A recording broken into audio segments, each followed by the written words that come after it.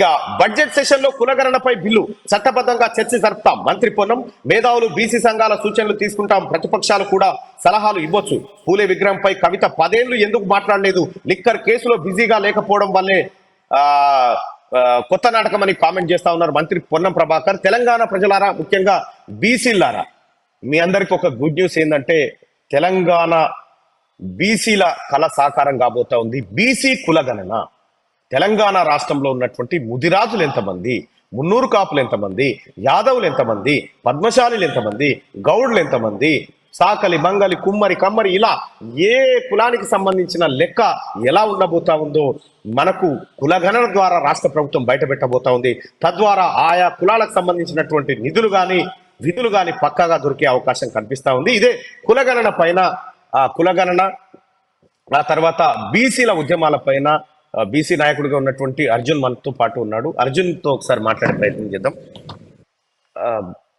Yes Arjun, ఇప్పుడు తెలంగాణ ప్రభుత్వం కులగణన చేపడతా ఉంది.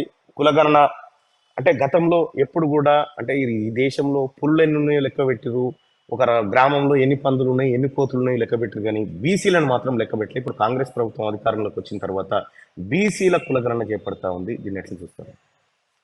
ఈ బీసీలకు మంచి ఎందుకంటే కులగణన జరిగితే రాజ్యాంగంగా బీసీలకు రావాల్సిన హక్కులైతే చట్టసభలో ఉన్న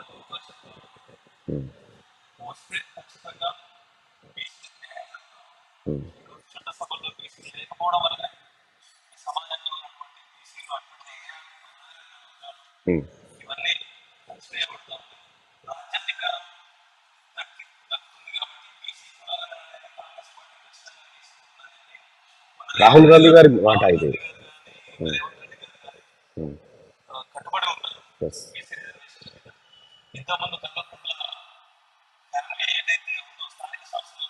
ఇంతకుముందు గతంలో సమగ్ర కుటుంబ సర్వే అని చేసిండు, లెక్కలన్నీ దాచిపెట్టాడు. ఆ రోజే ఉన్నాయి లెక్కలు. ఉన్నాయి, కేసీఆర్ దగ్గర ఉంది, దాచి ఆయన ఉద్దేశం ఏంటంటే బీసీలకు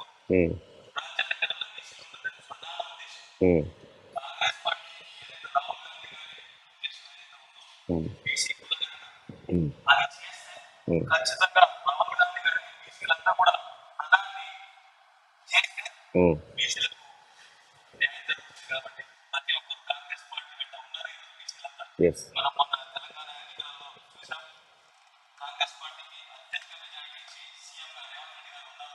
రేవంత్ రెడ్డి గారికి కూడా స్పష్టమైన అవగాహన ఉంది, ఒక రైతు బిడ్డ. ఆ నుంచి ఈ రోజు కూడా ఆయన ప్రజా సంక్షేమం కోసమే పాటుపడతా ఉన్నాడు. మళ్ళా తెలంగాణ ప్రజల 4 కోట్ల తెలంగాణ ముందుకై ఈరోజు బీసీల హక్కుల కోసం, తెలంగాణ ప్రజల కోసం ఆయన కొట్లాడుతా ఉన్నాడు. మల్లన్న గారికి విధానం తరఫున అడ్వాన్స్ కంగ్రాచులేషన్స్ చెప్తా ఉన్నాను. Thank you. అక్కడ రాకూడదు. రైట్ గా గౌరవ ముఖ్యమంత్రి గారి ఆదేశం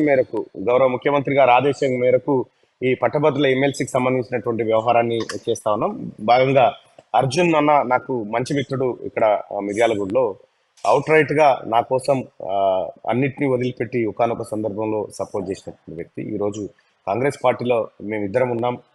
మేమిద్దరం ఒక బ్రదర్స్ లాగా ఉంటాం. అయితే ఇక బడ్జెట్ సెషన్ లో కులగణనపై బిల్లు పెట్టబోతా ఉన్నారు. మేధావులు బీసీ సంఘాల సూచనలు తీసుకుంటామని చెప్పి రాష్ట్ర ప్రభుత్వం క్లియర్ గా చెప్తా ఉంది. అయితే మేధావులు బీసీ సంఘాల సూచనలు తీసుకోవడం అంటేనే రాష్ట్ర ప్రభుత్వం పారదర్శకంగా ఈ వ్యవహారాన్ని నిర్వహించబోతున్నట్టుగా స్పష్టంగా అర్థమైతా ఉంది.